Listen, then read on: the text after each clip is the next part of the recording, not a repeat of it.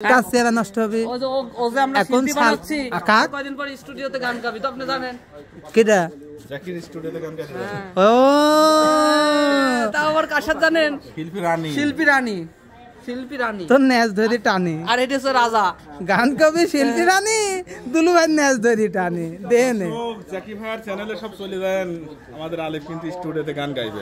আচ্ছা ঠিক আছে ভাই, আমাকে একটা কংগ্রেচুলেশন অনুভূতিটা কি রকম জানতে পারি ভাই। তোমার অনুভূতি কেমন হচ্ছে তাহলে গান গাওয়া? আমার অনুভূতিটা এখন আমি গান শিখেছি। মানে ছেলেকেও তুমি গান শিখাচ্ছ কে এই বয়সে? তুমি দেখলাম যে ঘুম পানি শিখাই না, আমি শিখছি। কে তুমি ঘুম পানির সময় সালে গান শোনালি কে? কেন গান গাইলে কি সমস্যা আছে আপনার?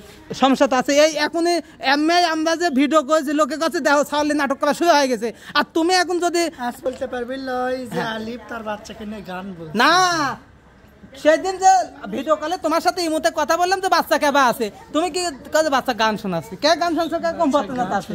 ও মা মিথ্যা কথা, সব মিথ্যা কথা কয় না। আচ্ছা বাচ্চা গান শোনায় নাই?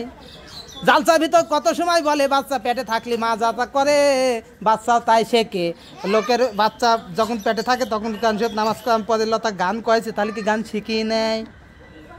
আপনি মনে হয় লোকের গান শোনেন না, না ইউটিউবে সার্চ দিয়ে তো আগে গান শোনেন না, মানে ঠিক আছে না, আর যে গাইলেই দোষ, শুনলে দোষ নাই না, মানে এ কিছু কর না কে, আমার কোনো দোষ নাই। হ্যাঁ গাওয়ার সময় দোষ। যে টিকটকার ভাইরাল হয়েছে ওয়াজ করতো, ও যে বর্তমান চুল ওরে ভাই, তাহলে ও কিছু করবেন না আপনারা। ঠিক আছে, সবাই ভালো থাকবেন, সুস্থ থাকবেন।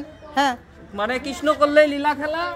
বয়সের সময় আমি সন্তান নিয়ে পেটে করে নিয়ে মামার বাড়িতে চলে এসেছিলাম। সেই স্বাভাবিক সন্তান আমি জন্ম দিতে পারছি, এটা আমি আলিফকে কখনো বোঝাতে পারি না যে আমি আমার সন্তানকে মানে আমার জীবনের একটা মানিক পেয়েছি। সত্যি আমি মানে এই কিছুদিনের মধ্যে খুব আঘাত পাইছি, কিন্তু যখন আমি আমার সন্তানের মুখটা দেখি খুব খুব ভালো লাগছে। পৃথিবীর সব কষ্টই ভুলে গেছি। আর আলিফের মতো একটা ছেলে আমার পাশে আছে, এর জন্য অনেকেরই অসুবিধা হয়। আমার যারা আমাকে ভালোবাসে তারা আমাকে আজে বাজে কথা বলে। আমি ওকে অনেক ধন্যবাদ জানাই যে আমার কাছে এসে থাকার জন্য। বিশেষ করে আমার ওর বাবা মাও অনেক ভালো, এমন কথা বলে আমার খুবই ভালো লাগে। ঠিক আছে, আমি আমার সন্তানকে মুখের দিক তাকাইয়ে ঠিক আছে, আমি ওকে মানে ধন্যবাদ দিয়ে কখনো ছোট করতে যাব না। যে সন্তান নিয়ে আমি 9 মাসের পেট নিয়ে বের হয়েছিলাম, অপারেশনের রুমে একমাত্র ভাইয়েরা ছাড়া ও যত কান্না করেছিল, একটা মেয়ে মানুষের জন্য অত কান্না একটা ছেলে মানুষ কখনো করে না। অনেকেই হয়তো বলে ও বসে বসে খায়, কিন্তু ও বসে বসে কখনো খায় না। আমি যদি ওর সাথে মিলেমিশে খাইতে পারি এতে কারোর প্রবলেম নেই। আমি সবার কাছে একটা কথাই বলবো, আমার সন্তানের জন্য দোয়া করবেন, ও যেন বড় হয় আর আমার আমি অনেক মানে আসলে অনেক তুমি এতক্ষণ ধরে যে কথাগুলো বললে আমি শুনলাম। আমি তোমাকে প্রশ্ন করেছিলাম মা হওয়ার অনুভূতিটা আসলে মা হওয়ার অনুভূতিটা মনে করেন যে আমার মতো একটা মেয়ে মা হতে পেরেছে, এর অনুভূতি বলতে গেলে খুব খুব এটা উপর আল্লাহর কাছে অবশ্যই হাজার হাজার শুকরিয়া আমরাও জানাই, একমাত্র প্রকাশ করতে পারি আমার বিষয়টা। আচ্ছা তোমাকে আমি প্রশ্ন করেছিলাম মা হওয়ার অনুভূতিটা তোমার কি রকম, তুমি সুন্দরভাবে উত্তর দিলে। পাশাপাশি তুমি আলিফের প্রসঙ্গে যে কথাগুলো বললে, আসলে তুমি যে বারবার আলিফের প্রসঙ্গ নিয়ে আমি অনেক ভিডিওতে দেখছি, তুমি আলিফকে যেভাবে সম্মান দিয়ে একটা বড় একটা স্থানে, যে এখনকার যুগের মেয়েরা স্বামী কি জিনিস এই জিনিসটা বোঝার চেষ্টা করে না, তারপরে তুমি আলিফকে যেভাবে মানে একটা বড় স্থানে বসানোর চেষ্টা করো, সবসময় বড় স্থানে বসাও, এটা সচরাচর কোনো মেয়ের মুখে এরকম কথা আমরা শুনি নাই। তো এটা কি আসলে তুমি প্রতিবন্ধী সেই হিসাবে নিজেকে আলিফকে বড় বানাও, নাকি তোমার ভালোবাসার জায়গা থেকে যদি একটু বলতে? আমি কখনো মানে ওইটা মনে করি না যে ওর আমি মনে করি ওর আমি একটা সুস্থ স্বাভাবিক স্ত্রী। ঠিক আছে, হয়তো আমি ওর কাছে কতটুকু সুস্থ স্বাভাবিক, কিন্তু আমি মনে করি যে একটা সুস্থ মেয়ের মতনই আমি ওকে দেখি। ঠিক আছে, কিন্তু মনে করেন যে অনেকের অনেক সমস্যা, অনেকে অনেক ছোট রকম করে কথা বলে, আমার খুবই খারাপ লাগে, কিন্তু কিছু বলি না। কি বলবো, মানুষের মুখ কি বন্ধ করা যায়? মুখ দিয়ে তো বলেই দিবে।